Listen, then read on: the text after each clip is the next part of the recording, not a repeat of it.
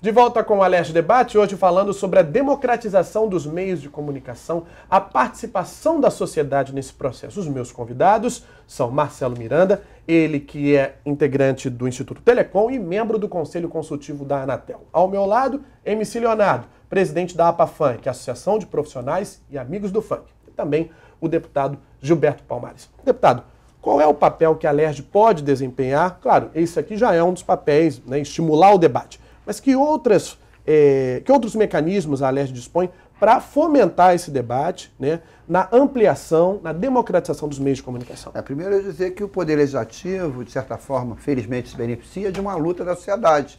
Porque a própria TV, o canal legislativo, é uma certa concessão fruto da resistência da sociedade à privatização do setor de telecomunicações. Aí se introduziu essa cunha na legislação de TV a cabo, tendo canal legislativo, TV a cabo, TV universitária. Uma das lutas que o Poder Legislativo tem que travar, por que é só TV a cabo? Por que não tem uma TV aberta no TV Legislativo? Porque só uma parcela da população, nós começamos a perceber, e vocês que são profissionais sabem disso, o quanto a população, que as pessoas dizem que é desinteressada, passou a acompanhar isso aqui. Eu já vi gente me cobrando, dizendo, olha, eu vi lá o plenário, e quando votou, disseram que você estava ausente. Você estava ausente mesmo? Quer dizer, a população acompanhando, fiscalizando. Só uma parcela da população é que tem acesso porque a TV paga. Parece um contrassenso que você está pagando por um serviço de assinatura para assistir algo que é público. Quer dizer, o Poder Legislativo, né, onde estão discutindo os interesses do povo, representantes do povo, o povo não tem condição de fiscalizar porque não tem uma TV.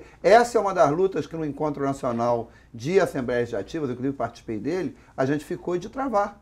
Tem a história da TV digital, que permite um universo maior de canais, e uma bandeira é essa, que o Poder Legislativo tem que estar acompanhado pela população através de um canal de TV aberta para toda a população poder discutir, como a questão da rádio, da TV Alerj.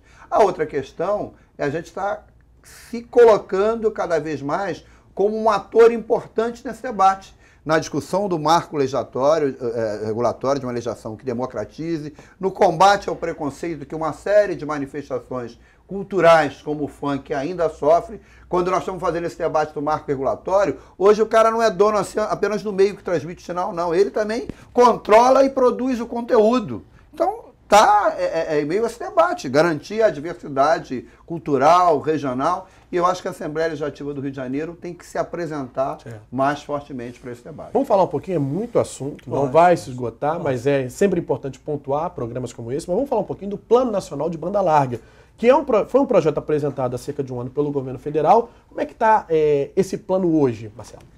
Olha, eu queria dizer o seguinte, até para ficar claro, eu apoio tanto o governo, né, federal, como a ideia do Plano Nacional de Banda Larga, mas discordo da execução do Plano Nacional de Banda Larga. Você vê, um país como o nosso, a gente sempre lembra o seguinte, você não pode comparar o Brasil com a Bélgica, né? Você tem que comparar mais com a Índia, né? Porque o pessoal fala que é a Belíndia, mas tem que comparar mais com países desse tipo. E você vê, as medidas que estão sendo tomadas em países em desenvolvimento são totalmente diferentes do Plano Nacional de Banda Larga que nós estamos aqui desenhando. Por exemplo, a primeira coisa é um plano, que é Plano Nacional de Banda Larga. Certo. Nós não temos um plano, que um plano, ele articula política industrial, a pesquisa, o conhecimento, o conteúdo, a tecnologia, né, e o serviço. Isso tudo está efetivamente escrito no plano, na apresentação do plano. Mas nós temos mais de um ano desse plano e quase nada disso foi executado. Na prática ainda não foi nada executado. Nacional, porque o plano não existe. Nacional, ele não é. Porque um país como o nosso, como o pessoal diz, dimensão continental, com diferenças, não só no Estado, mas diferenças regionais, você não pode ter uma única política, tá certo? Para todos os estados. Eu queria te fazer uma pergunta dentro desse campo. Eu fiquei muito esperançoso quando o governo decidiu corretamente recuperar a Telebrás. O governo vai ter um instrumento a mais, uma empresa pública, para tornar o acesso à internet de banda larga mais acessível. Universalizado. Tive também a esperança que os chamados fundos públicos da área de telecomunicações, o FUST, Fundo de Universalização dos Serviços de Telecomunicações, que viveram durante longa data contingenciado, um dinheiro que devia ser carimbado e para melhorar o acesso da população. E esse troço para mim não ocorreu. Eu queria que você, como até conselheiro da Anatel, falasse se está tendo algum debate na Anatel, qual é o papel que a Telebrás pode vir a ter mesmo, e a questão dos fundos, até porque a Assembleia está nesse momento com uma comissão para discutir a questão do FUST aqui no Estado do Rio de Janeiro. Está sendo discutido aqui na Assembleia Legislativa. Posso dizer bem objetivamente o seguinte, volto na questão do governo federal. O governo federal perdeu uma grande chance, uma grande oportunidade, que houve o plano geral de metas de universalização, agora, fechado, certo. E por orientação do governo, a Anatel retirou um capítulo todo que tratava da questão de banda larga, né? Isso, na minha opinião, foi um grande equívoco, né? Na questão do FUST, que é o Fundo de Universalização do Serviço de Telecomunicações, há um outro equívoco. Há um projeto a ser votado no Senado Federal, que o projeto, com verba pública, irá financiar serviço privado. Por quê? Porque a banda larga hoje é tratada como serviço privado. E como o Gilberto colocou bem, esse serviço tem que ser público. Por quê? Sim. Saúde não é essencial? É pública. Educação não é essencial? É pública. É um serviço público. Não quer dizer, você tem escola pública e tem escola privada. Né? Tem saúde pública e saúde privada. Então a questão não é essa. A questão é que você tem que ter um conjunto de leis que obriguem, na verdade, a universalizar o serviço, sim, a qualidade do serviço, sim, a dar quantidade do serviço. Então é um absurdo que você exista uma lei ou um projeto de lei, sim, que pode ser aprovado com dinheiro público, que é esse FUST, e que vai financiar uma rede privada. Com a questão da legislação, só desculpe te interromper, já interrompendo, lógico. A gente vai para a parte prática. Por exemplo, Leonardo, imagino que com a universalização da banda larga, o Leonardo, da APAFunk, poderia criar uma web rádio, poderia criar uma web TV, discutir o funk nas redes sociais, com boa qualidade de transmissão, com bons programas, e isso tudo acabando acontecendo, né? O público que curte o funk seria mais conectado à internet. Exatamente. Não é isso? O grande desafio hoje da APAFunk é discutir com a favela o que está acontecendo essa discussão. Uhum. Porque as pessoas não sabem nem que existe essa exigência, nem o que é público e o que é privado. E aí a gente entra num grande abismo de informação, de comunicação. Eu aqui dentro da LERJ, quando eu estava com a questão do reconhecimento do funk como cultura, hora nenhuma me viram colocar a palavra cultura na frente da comunicação. O funk é um instrumento de comunicação, antes de qualquer outra coisa.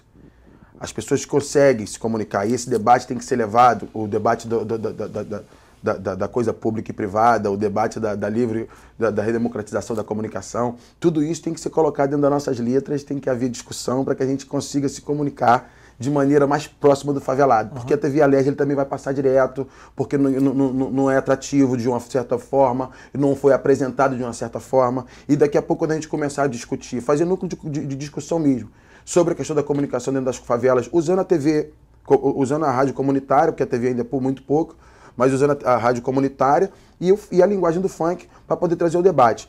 Hoje nós temos um programa público, né, numa rádio pública, né, que é a Rádio Nacional.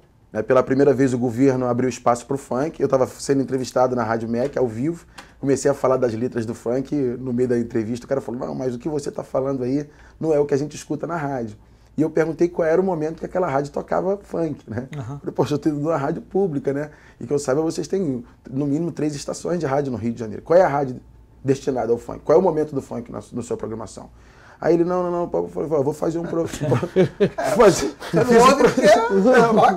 Toca, né? Se tu começar a tocar, eu fiz um projeto e mandei. O Juca estava como ministro lá, tinha o Adair Rocha aqui como secretário, lá no secretário regional lá da Cultura, do Ministério da Cultura, articularam tudo, falaram com todo mundo lá, o Cristiano lá da Rádio MEC também, o Orlando e todo mundo lá, abraçaram a ideia e hoje em dia a gente tem programas de entrevista na segunda-feira com alguma personalidade do funk ou não, secretários, até mesmo o Coronel Robson estava para ir como comandante-geral da UPP e não pôde ir porque saiu desse comando, mas lançamentos de livros já fizemos, ontem teve o Marcinho lá, né, ao vivo, mas semana passada teve o Smith, já teve outros MCs, toda quarta-feira botar os MCs dentro da favela. Tem uma boa recepção?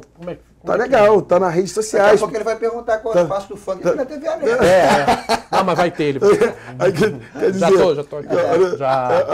A participação, infelizmente, ainda está sendo só pelo Facebook, né? E pelo Facebook a gente tem um teto. Então, quando dá 30 minutos de programa, já começa a evitar que novas pessoas cheguem por conta de muita gente que está acertando pela internet. E ninguém conhece a AM, né, cara? É incrível que esses rádios de carro hoje em dia, Já vem sem AM. Celulares também. Duas ou três rádios, as duas, 3 ou 4 rádios maiores da AM pularam para FM, né? Então a gente fica aí com a distância ainda muito grande. Você vê que tem uma discussão que não decolou, porque a gente fala TV digital corretamente, né?